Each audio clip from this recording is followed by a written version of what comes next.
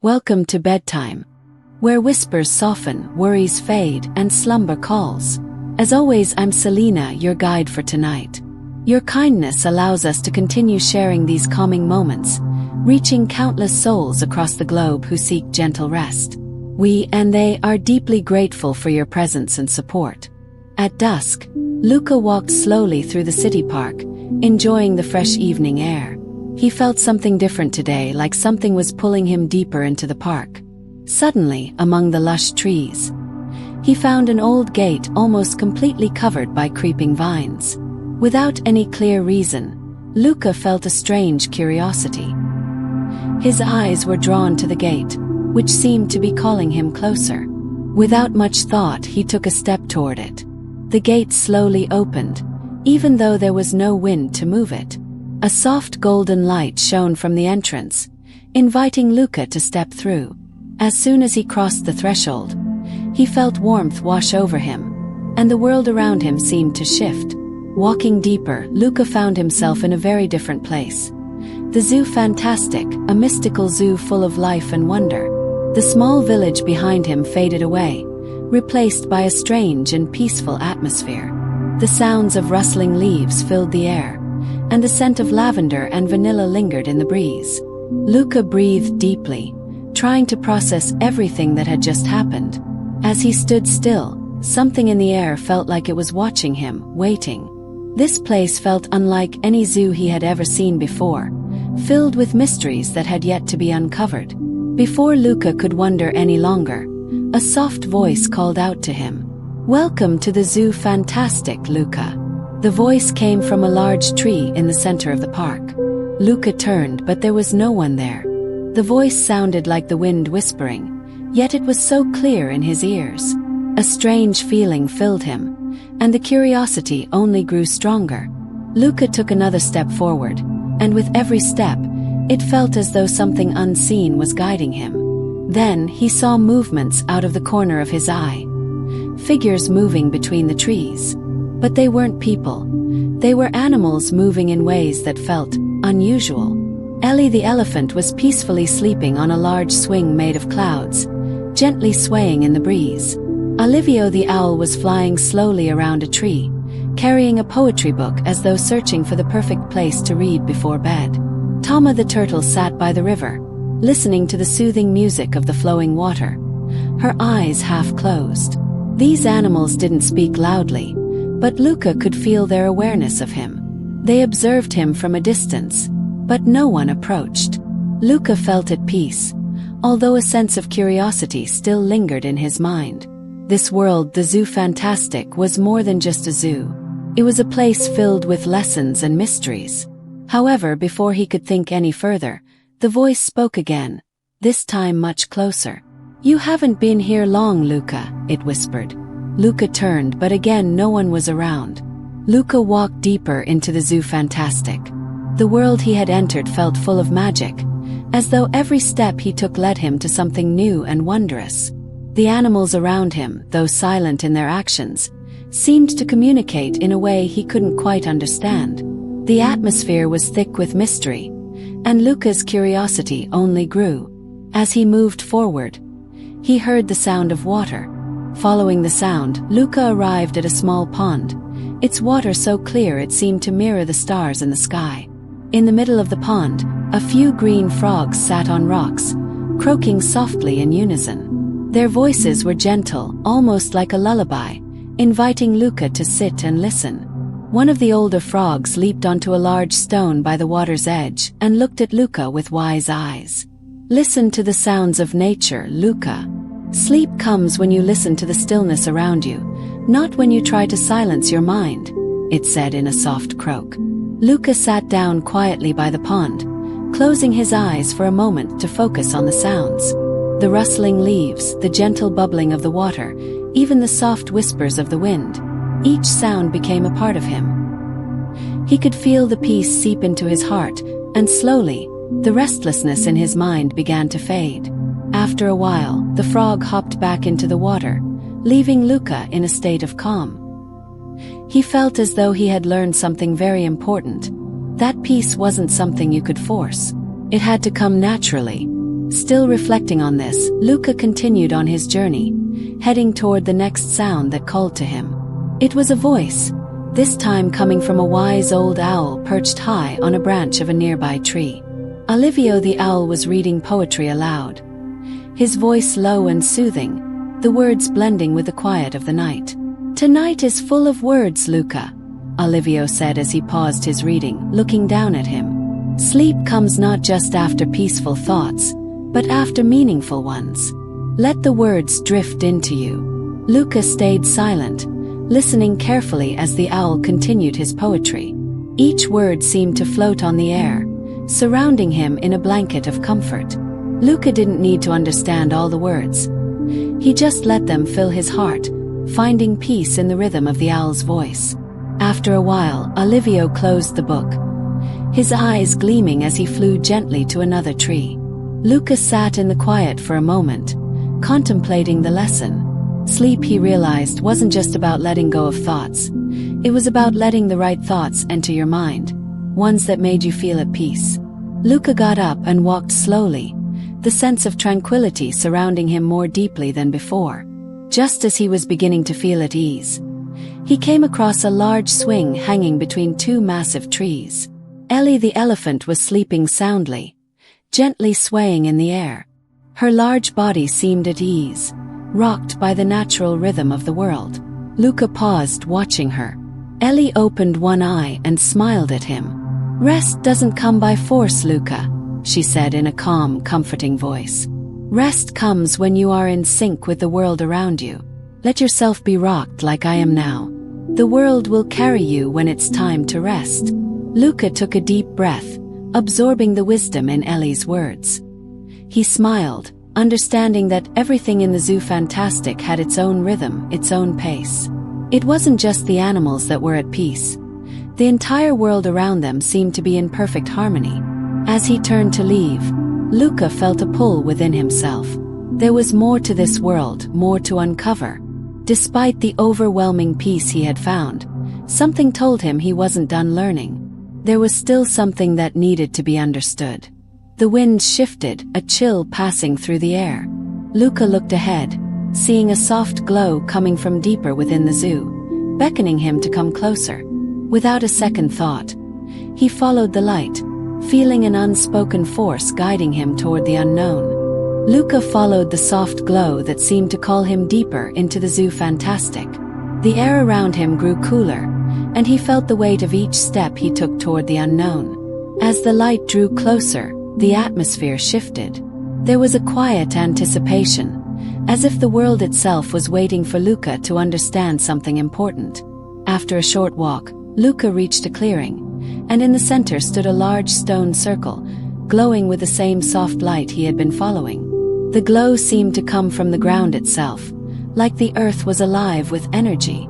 Around the stone circle, the animals he had encountered before were gathered. Ellie the elephant, Olivio the owl, Tama the turtle, and even the frogs from the pond were there. Their eyes turned toward Luca. "Welcome, Luca," Olivio said, his voice smooth and welcoming. "You have come far, and now you must understand the lesson we've all been waiting to share with you." Luca stepped into the stone circle, feeling both nervous and excited. He looked around, trying to make sense of what was happening. The animals, though silent, seemed to radiate a quiet strength, as if they were all in perfect harmony with one another. "This is where we learn the greatest lesson," Tama spoke gently, his voice carrying a wisdom beyond his years. "Calmness is not something you find by running away from your worries. It is something you create within yourself." Luca listened carefully, feeling the weight of Tama's words.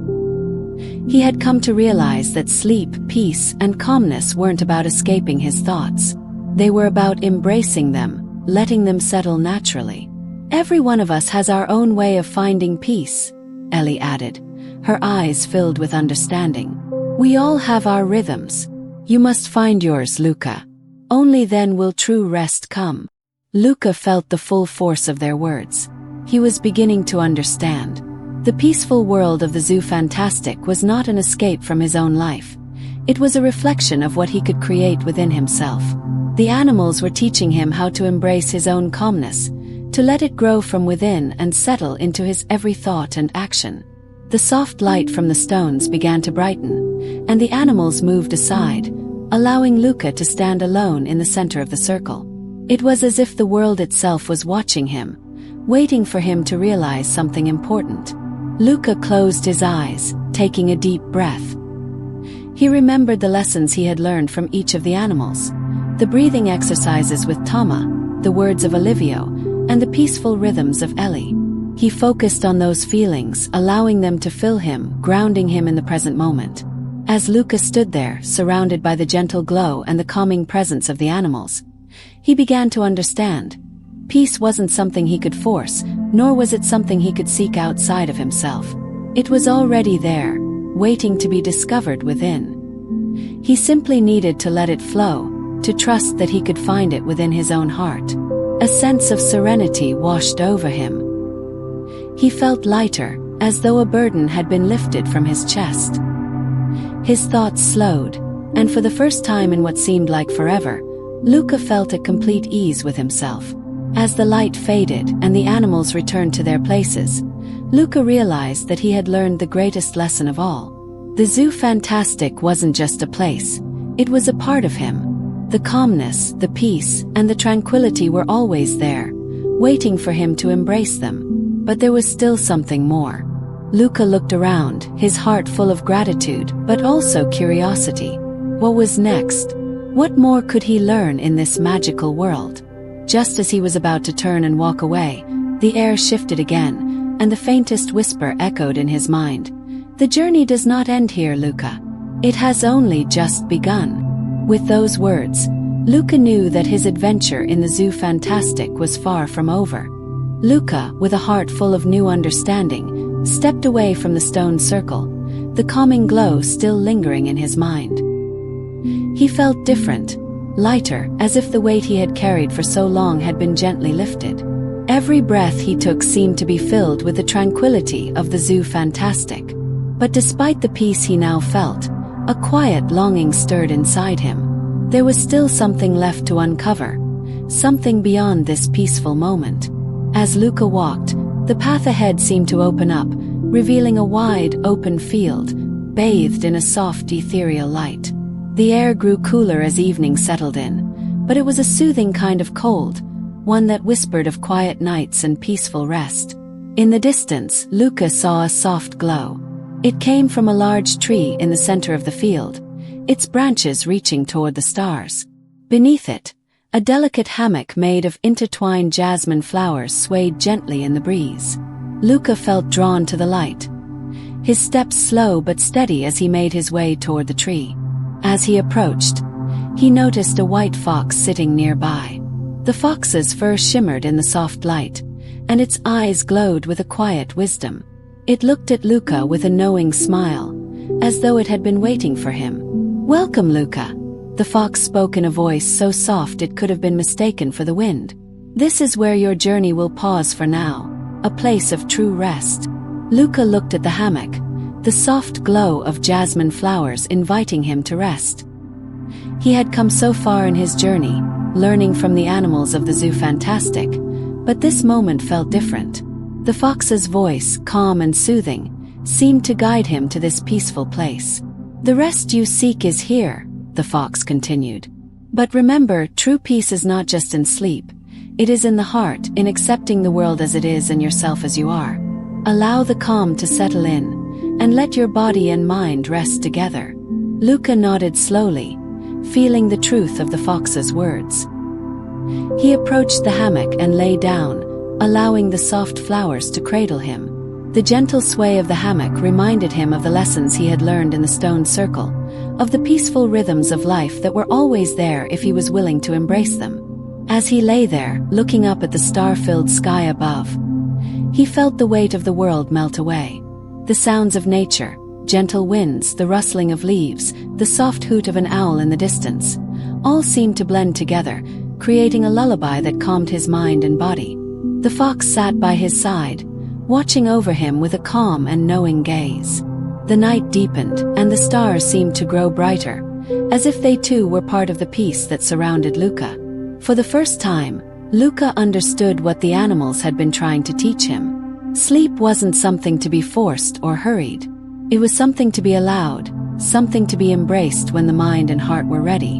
And with that realization, Luca felt a deep sense of peace wash over him, unlike anything he had ever known. As the night stretched on, Luca drifted into a deep and peaceful sleep, the kind of rest he had always longed for. The gentle swaying of the hammock, the quiet whisper of the wind, and the soft presence of the fox beside him lulled him into a dreamless slumber. But even in sleep, Luca felt the presence of the zoo fantastic, the world he had discovered within himself. It was still there, a part of him, waiting for him to return whenever he needed its peace. And as Luca slept, the fox watched over him, a silent guardian in the stillness of the night. Luca awoke, not to the usual clamor of the world outside, but to a soft, almost imperceptible warmth that seemed to envelop him. The familiar sounds of the zoo fantastic, the rustling leaves, the gentle hum of life, faded like the last traces of a dream. His eyes fluttered open, and for a moment, he thought he was still lying in the hammock beneath the jasmine tree. But as his surroundings came into focus, Luca realized he was back in his own room, lying in his own bed. The soft golden light of dawn streamed through the window, casting long shadows across the floor. The air was still, peaceful. His body felt rested, as though he had truly slept for the first time in ages. Confusion settled over Luca. Was it all a dream? Had he truly been to the zoo fantastic? The thoughts swirled in his mind, but he felt no need to rush to any conclusions. His body, his heart, and his mind felt at peace. For the first time, he didn't feel the urgency to question everything. He simply felt calm. As he sat up and looked around the room, his gaze landed on the small table by his bedside. A single white feather lay on the table, as soft and delicate as a whisper. He reached for it, holding it gently between his fingers. The feather was real. He could feel it in his hand. It had the same soft texture as the fox's fur. Luca smiled softly, knowing the truth. It wasn't a dream. The zoo fantastic existed within him. It wasn't a place far away. It was a world he carried with him now. A world of peace, calm, and understanding. The feather, a gift from the fox, was a reminder, a symbol that he could always return to that world whenever he needed. For a long moment, Luca sat in the quiet of his room, holding the feather close to his heart. He felt no rush to get up or to begin his day. The peace he had found in the zoo fantastic was still with him, filling every corner of his being. He understood now that this peace was not something that could be easily lost. It was a part of him, and he could carry it with him, no matter where he went. As Luca stood, ready to face the day, he placed the feather carefully on his windowsill, a symbol of the journey he had made, both in the zoo fantastic and within himself. He knew he could always return to that world, not just in his dreams, but in every moment of quiet reflection, in every breath he took. With a deep breath, Luca stepped into the world outside. The sun was rising, the sky was clear, and the world seemed full of possibilities. He no longer felt the need to search for peace, because he knew it was always within him, just as the zoo fantastic would always be, waiting for him to return whenever he needed it. As Luca walked out into the world, the quiet wisdom of the animals he had met stayed with him. The gentle rhythm of life, the calmness of his heart, it was all part of who he was now. And whenever he needed to find peace again, he knew exactly where to go. The zoo fantastic is always with you whenever you need peace. Good night, Luca. And good night to you too.